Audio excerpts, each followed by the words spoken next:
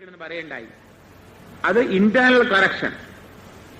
നാരുള്ള ഭക്ഷണം കഴിക്കണം, ഇലക്കറികളും കഴിക്കണം. ഇലക്കറികളും നാരുള്ള ഭക്ഷണം കഴിച്ചാൽ മാത്രമേ മലബന്ധം മാറുകയുള്ളൂ. പക്ഷേ ഒരുപാട് പഴക്കമുള്ള മലബന്ധമാണെങ്കിൽ അതിന് പുറത്തുനിന്ന് പോലും സഹായം കൊടുക്കണം, സഹായഹസ്തം. അതിനാണ് ഞങ്ങള് അഹിംസാത്മകമായ എനിമ എന്ന് പറയും. ഈ എനിമ എന്ന് കേട്ട എല്ലാവരും നിങ്ങളുടെ വിചാരം ആശുപത്രിയിലെ 2 കിലോ വെള്ളവും അതിൻ്റെ അകത്ത് സോപ്പും കലക്കിയ വെള്ളമാണ്. സോപ്പാണോ സർഫാണോ എന്ന് അറിയില്ല കേട്ടോ. ഒപ്പം എനിക്ക് സോപ്പാവനെ വഴിയുള്ളൂ, സർഫാവാൻ വഴിയില്ല എന്ന് തോന്നുന്നു. 2 കിലോ വെള്ളമാണ്, ചൂടുവെള്ളമാണ്, 8 അടി പൊക്കത്തിലാ വയ്ക്കുക. അത് മുഴുവനും കൂടെ കയറ്റിക്കഴിഞ്ഞാൽ നിങ്ങൾക്ക് അതും വെച്ച് ഓടണം. അറിയാൻ പാടില്ലോ, ആശുപത്രിയിൽ പോയാൽ പ്രസവിക്കാൻ പോകുന്ന സ്ത്രീകളുടെ ആൾക്കാരെ അറിയാം. ശസ്ത്രക്രിയ ചെയ്യാൻ പോകുമ്പോഴും ഈ ഓടേണ്ടി വരും. പ്രസവിക്കാൻ പോകുന്നവർ ആദ്യം എനിമ കൊടുത്തു കഴിഞ്ഞാൽ അതിങ്ങനെ ഭയങ്കര സ്പീഡിലാണ് ഓടണം. കക്കൂസിലേക്ക് പോകുമ്പോൾ തന്നെ ചില പോണ വഴിക്ക് എല്ലാം പോകും പുറത്തേക്ക്. ഇതൊന്നുമല്ല, ഇത് വെറും 8 ഔൺസ് വെള്ളേ കൊള്ളുള്ളൂ. ഇതിൻ്റെ അകത്ത് കൂടുതൽ കൊള്ളാൻ പറ്റില്ല. 8 ഔൺസ് കൂടുതൽ നിറയ്ക്കാൻ പറ്റില്ല എന്ന്. ആ 8 ഔൺസ് പച്ചവെള്ളം എടുത്തിട്ട് എനിമ എടുക്കാൻ നോക്കൂ. ഉടനെ ചോദിക്കും ഇത് ഹാബിറ്റ് ആവില്ലേ എന്ന്. ഇല്ല, മലബന്ധമാണ് ഹാബിറ്റ്, എനിമയല്ല ഹാബിറ്റ്. എനിമ എന്നുള്ള വേറൊരു പേരില്ല, അതുകൊണ്ട് എനിമ എന്നിട്ടേ ഉള്ളൂ. അപ്പൊ എനിമ എന്ന് പറയുമ്പോൾ എല്ലാവരും വിചാരം ആശുപത്രിയിലെ എനിമയാണ് വിചാരിക്കണേ. അതല്ല, എനിമ എന്ന് പറഞ്ഞാൽ വെറും 8 ഔൺസ് വെള്ളമാണ്. നമ്മുടെ പുതുക്കോട്ടയിലെ ലക്ഷ്മൺ ശർമാജിക്ക് ഭയങ്കര കോൺസ്റ്റിപ്പേഷൻ ആയിരുന്നു. എന്ത് ചെയ്താലും മലം പോവില്ല. പാവം ഡോക്ടർമാര് പറഞ്ഞിട്ട് ഈ 2 കിലോ വെള്ളം കൊണ്ടാ പോയിരുന്നേര്. 2 കിലോ കൊള്ളുന്ന ടബും കൊണ്ടാ പോയിരുന്നു, എനിമ എടുത്തുകൊണ്ടാ പോയിരുന്നത്. ഇത് കാലം മുഴുവനും എനിമയല്ലേ, എന്ത് ചെയ്യാനോ എനിമ എടുക്കാതെ പോവില്ല. പക്ഷെ കുറെ കഴിഞ്ഞപ്പോൾ അങ്ങർക്ക് മനസ്സിലായി, ഒരു തവണ അതിൻ്റെ അകത്ത് വെള്ളം കുറച്ചപ്പോഴും മലം പോയി. പിന്നെ ഇത് കൊള്ളാമല്ലോ, ആൾ ഇന്റലിജന്റ് ആയിരുന്നു. പിന്നെയും വെള്ളം കുറച്ചു, അപ്പോഴും പോയി. വക്കീലാണ് ഇന്റലിജന്റ് ആണ്. പിന്നെയും കുറച്ചോ പിന്നെയും വെള്ളം കുറഞ്ഞു. കൊടുക്കാൻ നോക്കിയപ്പോ വെറും 8 ഔൺസ് വെള്ളം എടുത്തപ്പോഴും ശോധന ഉണ്ടായി. അപ്പൊ മനസ്സിലായി ഇത് കൊള്ളാം, ഇത് വയറ് കഴുകേണ്ട വിദ്യയല്ല. അങ്ങനെ അതിന് വേറെ ഒരു വ്യാഖ്യാനം കൊടുത്തു. ഇത് വയറ് കഴുകേണ്ട പരിപാടിയല്ല, മറ്റത് വയറ് കഴുകണം. ആശുപത്രിയിൽ വയറ് കഴുകുക, ഇത് വയറ് കഴുകല്ല. പിന്നെ അങ്ങനെ ട്യൂബ് കുറെ കണ്ടിച്ചു പോയി. ട്യൂബ് ചെറുതാക്കിയപ്പോഴും അപ്പോഴും കിട്ടി. പിന്നെ അവസാനം മനസ്സിലാക്കി ഈ 8 അടി നീളത്തിലുള്ള ഇതും വേണ്ടാന്ന് മനസ്സിലാക്കി. ട്യൂബ് വെറും 2 അടിയും 2.5 അടിയും കൊണ്ട് അങ്ങനെ മതിയെന്ന് മനസ്സിലാക്കി. അങ്ങനെ അദ്ദേഹം കണ്ടുപിടിച്ചാണിത്. മനുഷ്യരാശിക്ക് വേണ്ടി, ഇന്നത്തെ മനുഷ്യരാശിക്ക് വേണ്ടി, ഈ മലം പോകാത്ത മനുഷ്യന് വേണ്ടി കണ്ടുപിടിച്ചതാണ്. മലം കളയാൻ ബുദ്ധിമുട്ടുള്ള ആൾക്കാർക്ക് സിമ്പിൾ ആയിട്ടുള്ളതാണ്. ഇത് ഹാബിറ്റ് ആവുകയില്ല. ഇതിന്റെ ഉദ്ദേശം പറഞ്ഞു തരാം. കെട്ടിക്കിടക്കുന്ന മലം പോകാനാണ്. അപ്പൊ ശോധന കഴിഞ്ഞേ എടുക്കാൻ പാടുള്ളൂ. സാധാരണ ശോധന കഴിഞ്ഞിട്ട് എനിമ എടുക്കണം. എടുത്തു കഴിഞ്ഞാൽ ബാക്കിയുള്ള മലം പൊക്കോളും. ബാക്കിയുള്ള മലം കളയാനാണ്, മലശോധനയ്ക്കല്ല. അപ്പോ മലശോധന കിട്ടിയാലും കിട്ടിയില്ലെങ്കിലും ബാക്കിയുള്ള മലം കളയാൻ വേണ്ടി എനിമ എടുത്താൽ നന്നായിരിക്കും. എല്ലാവർക്കും മലബന്ധമുണ്ട്, ഇല്ലെന്ന് പറയാൻ സാധ്യമല്ല. മലബന്ധമില്ലാത്ത മനുഷ്യനില്ല. കംപ്ലീറ്റ് റോ ഡയറ്റ് കഴിച്ചാൽ മലബന്ധം ഉണ്ടാവില്ല. പക്ഷെ ആരും തയ്യാറില്ലാകുമോ? കംപ്ലീറ്റ് റോ ഡയറ്റ് ചെയ്യില്ല. അതുകൊണ്ട് ഇത് ചിലപ്പോൾ വേണ്ടിവരും. ഒരുപാട് ക്രോണിക് ആയിട്ടുള്ള മലബന്ധമാണെങ്കിൽ ഇത് ഉപയോഗിച്ചോളൂ, ഇതുകൊണ്ട് കുഴപ്പമൊന്നും വരികയില്ല. ഈ വെള്ളം അകത്ത് ചെല്ലുമ്പോൾ ആ മലദ്വാരത്തിന്റെ ആ വൻകുടലിന്റെ ആ അഗ്രഭാഗത്ത് ഉള്ള നെർഫിനെ മുഴുവനും ടിക്കിൾ ചെയ്യും. ഒരു ടിക്ലിംഗ് മാത്രമേ ഉള്ളൂ, കഴുകല്ല. മുകളിലേക്ക് പോവില്ല വെള്ളം. ആ ടിക്കിൾ ചെയ്യുമ്പോൾ ആ ടിക്ലിംഗ് ആക്ഷൻ കൊണ്ട് മലം മുഴുവൻ പുറത്തേക്ക് പോവാ. വേറൊന്നുമില്ല അതിൻ്റെ അകത്ത്. അല്ലാതെ വേറൊന്നും അല്ലാതെ വെറും ടിക്ലിംഗ് ആക്ഷൻ മാത്രമേ ഉള്ളൂ. നമുക്കിത് ഇവിടെ തൊടുമ്പോൾ ടിക്ലിംഗ് ഇല്ലേ, അറിയാമല്ലോ. അതേമാതിരി ഈ വെള്ളം കൊണ്ട് കയറുമ്പോൾ അവിടെയുള്ള നെർഫിന് ഒരു ടിക്ലിംഗ് ആക്ഷൻ ഉണ്ട്. ആ ടിക്ലിംഗ് ആക്ഷൻ കൊണ്ട് അത് മുഴുവനും മലം പൊക്കോളും. ഇത് ഹാബിറ്റ് ആവുകയില്ല. കുറെ കഴിഞ്ഞാൽ പിന്നെ വേണ്ടി വരില്ല, തനിയെ മലം പൊക്കോളും. 2 നേരം മലം കളയാൻ ശ്രദ്ധിക്കൂ എല്ലാവരും. 3 നേരവും 4 നേരവും 5 നേരവും ഭക്ഷണം കഴിക്കുന്ന ആൾക്കാർ 2 നേരമെങ്കിലും പോകണ്ടേ? ലോജിക്കലി 3 നേരം ഭക്ഷണം കഴിച്ചാൽ 3 നേരം മലം പോകണം. 4 നേരം കഴിച്ചാൽ 4 നേരം പോകണം. ഇതെല്ലാവരും വിചാരം 1 നേരം കുറച്ച് പോയാൽ എല്ലാം സമാധാനമായി എന്നാണ്. That is wrong. 2 നേരമെങ്കിലും പോകണം. പണ്ടൊക്കെ 1 നേരം മലം പോയി കഴിഞ്ഞാൽ വൈകുന്നേരം മലം പോകുമ്പോഴത്തേക്കും വീട്ടിലെല്ലാവരും ഇങ്ങോട്ട് എന്താ എപ്പോഴും കക്കൂസി പോയിരിക്കണമെന്ന് ചോദിക്കും. അപ്പൊ പിള്ളേര് ആ മലം വെച്ചുകൊണ്ട് നടക്കും. മലബന്ധം ഉണ്ടാക്കാൻ വേറെ വഴിയുണ്ടോ? ഞങ്ങളും കുട്ടിക്കാലത്ത് 2 നേരം പോയിരുന്നു. കുറെ കഴിഞ്ഞപ്പോൾ നമ്മുടെ അമ്മാവൻ ചീത്ത പറയുമായിരുന്നു. അപ്പൊ ഞങ്ങൾക്കും ആ മലബന്ധം ഉണ്ടാവാനുള്ള കാരണം അമ്മാവൻ പറയും 1 നേരം പോയാൽ മതി. അവിടെ ചൂടാക്കുന്നത് തെറ്റാണ്. ശരീരത്തെ ചൂടാക്കുന്നത് നിങ്ങൾക്ക് അവകാശമില്ല ചൂട്. അതുകൊണ്ട് ആ ചൂടുവെള്ളം കൊണ്ട് എടുക്കേണ്ട ആവശ്യമില്ല. പച്ചവെള്ളം കൊണ്ട് രണ്ടാമത് ആവർത്തിക്കുക. പിന്നെ ഇത് ചോദിക്കും ഓരോരുത്തർക്കും ഓരോന്ന് വേണോ വീട്ടിൽ, 5 പേരുണ്ടെങ്കിൽ 5 എണ്ണം വേണോന്ന്. ആശുപത്രിയിലെ ഒരു ഒറ്റ എനിമ അക്കൗണ്ട് 10,000 പേർക്കാ കൊടുക്കണം. എല്ലാവരും ആ സ്ഥലത്ത് കുത്തുണ്ട്. അത് നിങ്ങൾക്ക് അവിടെ ചോദ്യമില്ലവോ? വീട്ടില് വേണമെങ്കിൽ വെച്ചോ, എല്ലാവർക്കും ഓരോന്ന് കൊടുത്തോളൂ, കുഴപ്പമൊന്നുമില്ല. എല്ലാവർക്കും ഒരു മാല, എല്ലാവർക്കും ഇതുമാ, എല്ലാവർക്കും എനിമക്കാണ് അതേമാതിരി. എന്താ നല്ലതല്ലേ? വേണമെങ്കിൽ വെച്ചോളൂ, പക്ഷെ ആവശ്യമില്ല. നല്ല കഴുകി വെച്ചാൽ മതി, ഒരു കുഴപ്പമൊന്നുമില്ല. അത്ര ഹൈജീനിക്കായിട്ട് നോക്കുകയൊന്നും വേണ്ട. മലത്തിന്റെ മുകളിലാ കുത്തണ, വേറെ ഒന്നുമില്ല, മലദ്വാരത്തിലാണ്. നല്ല കഴുകി വെച്ചാൽ അവിടെ കിടന്നോളും, കുഴപ്പമൊന്നുമില്ല. വൃത്തിയാക്കി വെച്ചാൽ മതി, വേറെ ഒന്നും ചെയ്യേണ്ട ആവശ്യമില്ല. ഇത് ഒരെണ്ണം കഴുകുന്നത് എപ്പോഴും നല്ലതാ. എന്നാൽ ചിലപ്പോൾ ചില പിള്ളേര് മലബന്ധം കാരണം അവർ കക്കുച്ചി പോകില്ല. ഈ കളിയിൽ വ്യാപൃതനാണ്, പിന്നെ ചീത്തയും കേൾക്കുമല്ലോ അധികം കക്കുച്ചി പോയാല്. അത് കാരണം മലബന്ധം വരുമ്പോൾ ചിലപ്പോൾ ചെവി വേദന വരും. ഭയങ്കര ചെവി വേദനയൊക്കെ വരും ചില പിള്ളേർക്ക്. ആ ചെവി വേദന വരാൻ കാരണം മലബന്ധമാണ്. അവർക്കും പകുതി വെള്ളം എടുത്താൽ മതി. പിള്ളേർക്കൊക്കെ മുഴിയെടുക്കണ്ട. ആ കുറച്ച് വെളിച്ചെണ്ണ വരട്ടണം കേട്ടോ നിന്റെ മുകളില്. അയ്യോ വെളിച്ചെണ്ണ വരട്ടാ, ഡാളുടെ വരട്ടരുത് കേട്ടോ. വെളിച്ചെണ്ണ വരട്ടിയാൽ മതി. വെളിച്ചെണ്ണ വരട്ടുക, മലദ്വാരം വെളിച്ചെണ്ണ വരട്ടുക. ഇത് അങ്ങോട്ട് കയറ്റി കഴിഞ്ഞാൽ അവിടെ കയറ്റിക്കോളും, തനിയെ കയറും. ഇത് കയറ്റൊന്നും വേണ്ട. ഈ ഇതങ്ങ് പൊക്കി വെച്ചോളണം. ആണിയമോ കയറ്റു. കുട്ടികൾക്കാണെങ്കിൽ എന്റെ പകുതി വെള്ളം എടുത്താൽ മതി. അവർക്ക് ആ മലം പോയി കഴിഞ്ഞാൽ അപ്പം നിൽക്കും, ചുമ നിൽക്കും. കുട്ടികളുടെ വയറ്റിലുള്ള വയറുവേദന നിൽക്കും. അവർ വേഗം ഉറങ്ങിക്കോളും. പലപ്പോഴും പിള്ളേരിങ്ങനെ കടന്നിങ്ങനെ പ്രഷർ ശ്വാസം വലിക്കുമ്പോൾ ഒരു എനിമ എടുത്താൽ മലം അങ്ങ് പോയി കഴിഞ്ഞാൽ സകല കുഴപ്പം മാറും. പലപ്പോഴും കണ്ടിട്ടുള്ളതാണ്. പിന്നെ കുട്ടികളോടുള്ള സ്നേഹം മനുഷ്യനെ വായ കൂടിയാ. 5 സ്റ്റാർ 10 സ്റ്റാർ ഇതിൽ കൂടെ കയറ്റണേ അല്ലേ? 5 സ്റ്റാർ 10 സ്റ്റാർ ബിസ്ക്കറ്റ്, റൊട്ടി, കേക്ക് മറ്റതല്ലേ പിള്ളേർക്ക് കൊടുക്കണേ. പിള്ളേർ പാവങ്ങൾ കഴിക്കും. അവർക്കറിയാമോ ഈ ഉള്ളി കിടന്ന് മലബന്ധം വരുമ്പോൾ അവർ കഷ്ടപ്പെടും. അതുകൊണ്ട് ഇത് ഈ എനിമ എടുത്തു കഴിഞ്ഞാൽ അവരുടെയും കഷ്ടകാലം നീക്കാൻ പറ്റും. അപ്പൊ ഇത് കുടുംബത്തിൽ ഒരെണ്ണം വെച്ചിരിക്കുന്നത് എപ്പോഴും നല്ലതാണ്. ധാരാളം കൊടുന്നുണ്ട്. അവിടെ വെള്ളം മേടിച്ചു വെച്ചോളൂ. ഇനി നാളെ വേണമെങ്കിൽ എല്ലാവർക്കും ഓരോന്ന് തരാം. പക്ഷെ എല്ലാ വീട്ടിലും എല്ലാവർക്കും വരാനുള്ള ഉണ്ടാവില്ല. ഒരെണ്ണെങ്കിലും സപ്ലൈ ചെയ്യാൻ പറ്റും, കൊണ്ടുപോക്കോളൂ. ഇതിന്റെ അകത്തൊരു ഇൻസ്ട്രക്ഷൻ ഷീറ്റ് ഉണ്ട്, അത് വായിക്കാം. ഇതിന്റെ അകത്തെ ഇൻസ്ട്രക്ഷൻ ഷീറ്റില് ചില പടങ്ങളൊക്കെ ഉണ്ട്, അത് നോക്കിക്കോളും. ഒരു പടമുണ്ട് എങ്ങനെ ചെയ്യുന്നുണ്ട്. പിന്നെ ഒരു പക്ഷിയുടെ പടം കാണിച്ചിട്ടുണ്ട്. അത് തട്ടിപ്പാണ്. പക്ഷികൾക്ക് മലബന്ധമില്ല, പക്ഷികൾ എനിമ എടുക്കാറൊന്നുമില്ല. പക്ഷെ ആ പക്ഷികളെ ഫലം വെച്ചേക്കുന്നത് വെറും തെറ്റാണ്.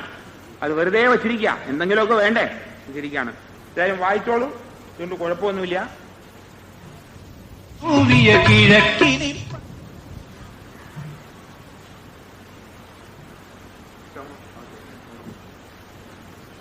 പിന്നെ ഇനി വേറെ ചില പ്രയോഗങ്ങളുണ്ട്.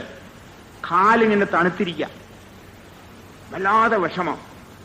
അപ്പൊ കാല് കണ്ടമാനം തണുത്തിരിക്കുന്നതാണെങ്കിൽ കാല് ചൂടാക്കി കഴിഞ്ഞാൽ ഒരു സുഖം കിട്ടും. അപ്പൊ അതിനൊരു വിദ്യയുണ്ട്. ഒരു കസേരയിൽ ഇരുന്നും കൊണ്ട് ഒരു ബക്കറ്റിലെ ചൂടുവെള്ളം വെച്ച് കാല് മുക്കി വയ്ക്കൂ. നേരെ ചൂടുവെള്ളം മതി, അധികമൊന്നും വേണ്ട.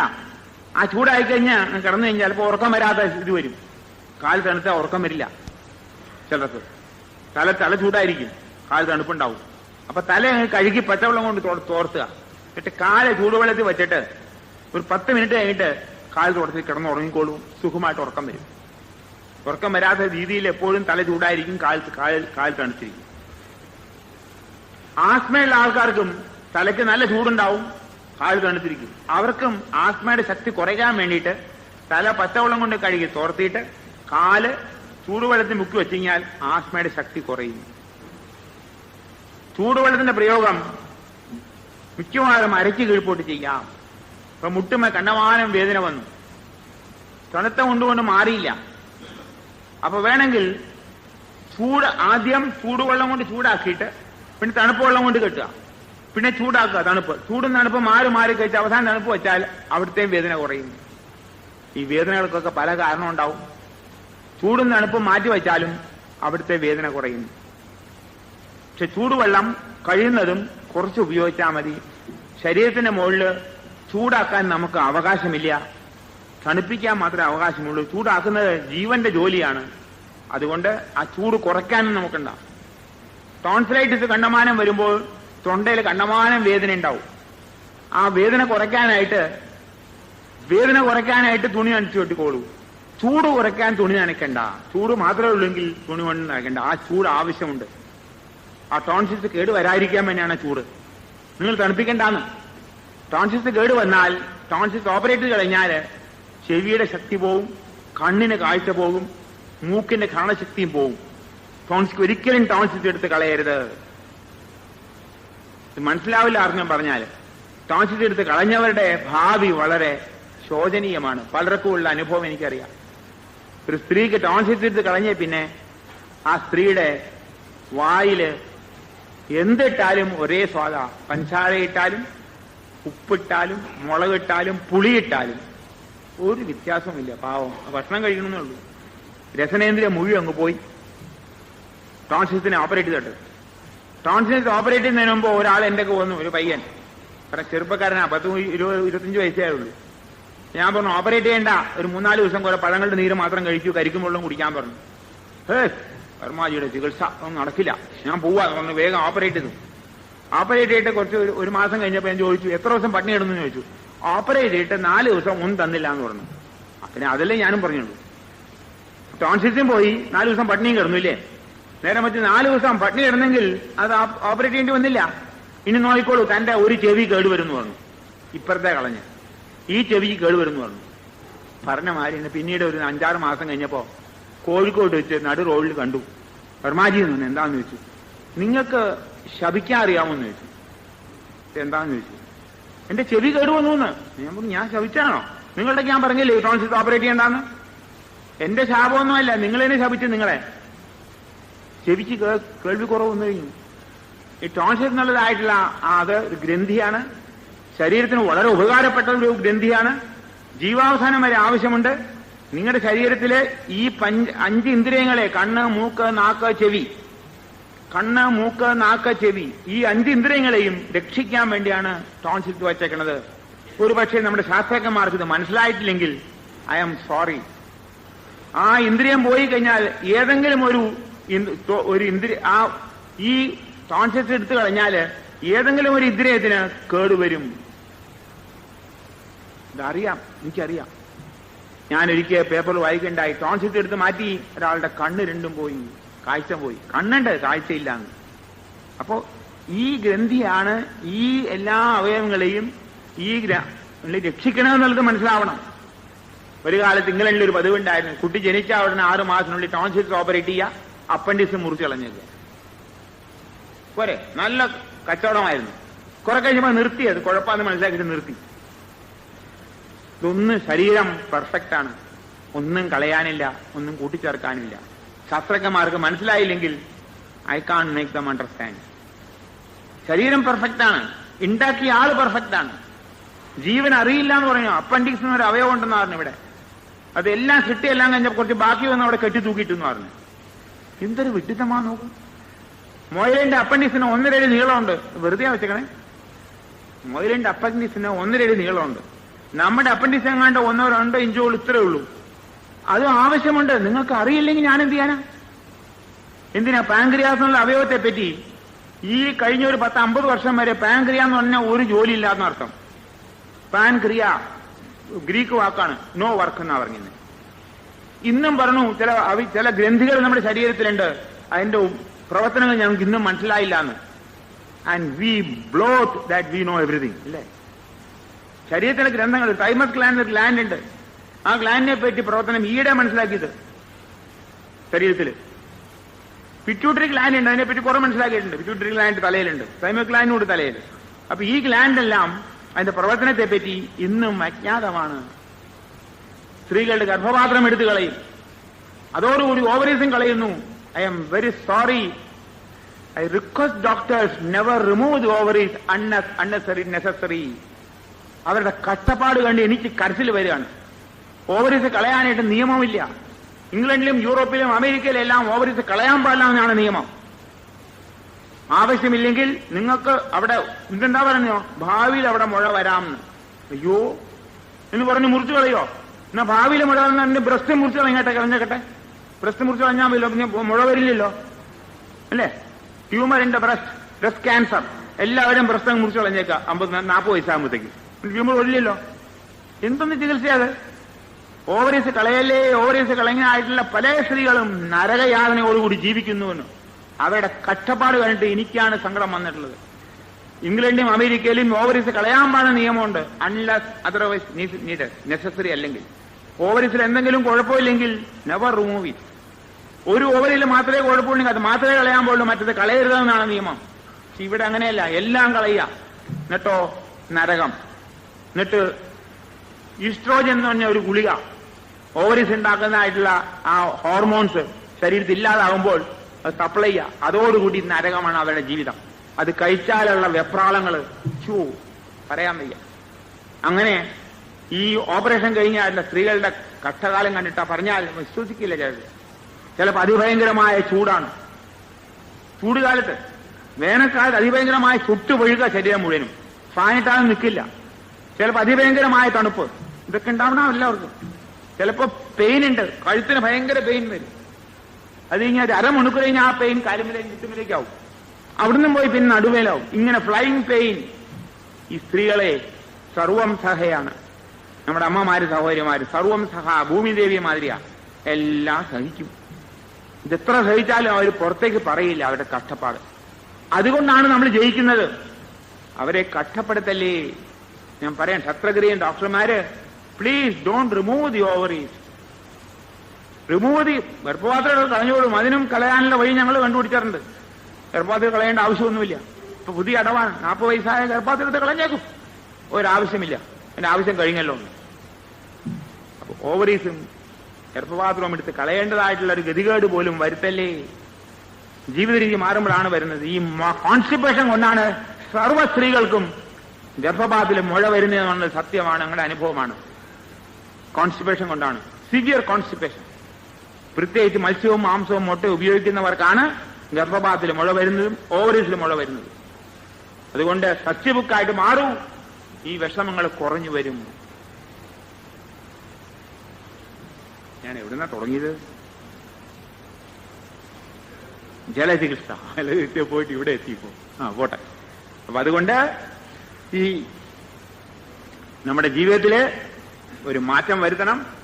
ആ ചൂടുവെള്ളം കൊണ്ടുള്ള പ്രയോഗം വളരെ കുറച്ച് മതി, അധികം വേണ്ട. തണുത്ത വെള്ളമാണ് കൂടുതൽ നല്ലത്. എവിടെ വേദന വന്നാലും അവിടെ ചൂട് പിടിച്ചാലും ചിലപ്പോൾ നിൽക്കും. പിന്നെ കണ്ടമാനം ഹൃദ്രോഗം വരുമ്പോൾ അഞ്ചൈന പെയിൻ വരും. പിന്നെ ഭയങ്കര വേദന എന്നാ പറഞ്ഞത്. എനിക്കറിയില്ല ആ വേദന ഏത് വേദനയേക്കാൾ ഭയങ്കര വേദന എന്നാണ് രോഗികൾ പറഞ്ഞിട്ടുള്ളത്. ആ വേദന കുറയ്ക്കാൻ വേണ്ടി മാത്രം ഇവിടെ ചൂടാക്കാൻ ഞങ്ങൾ പറയാറുണ്ട്. ചൂടായി കഴിഞ്ഞാൽ വേദന മാറും, അതുകൊണ്ട് കുഴപ്പമൊന്നും വരികയില്ല. അഞ്ചൈന പെയിൻ വരുമ്പോൾ അസലായിട്ട് ചൂടായി കഴിഞ്ഞാൽ ആ വേദനയ്ക്ക് കുറവ് വരും. ഇതാണ് ഞങ്ങളുടെ അനുഭവം. അപ്പൊ അഞ്ചൈന പെയിനെ മാറ്റിയെടുക്കാൻ പറ്റും ചൂടുവെള്ളം കൊണ്ട്.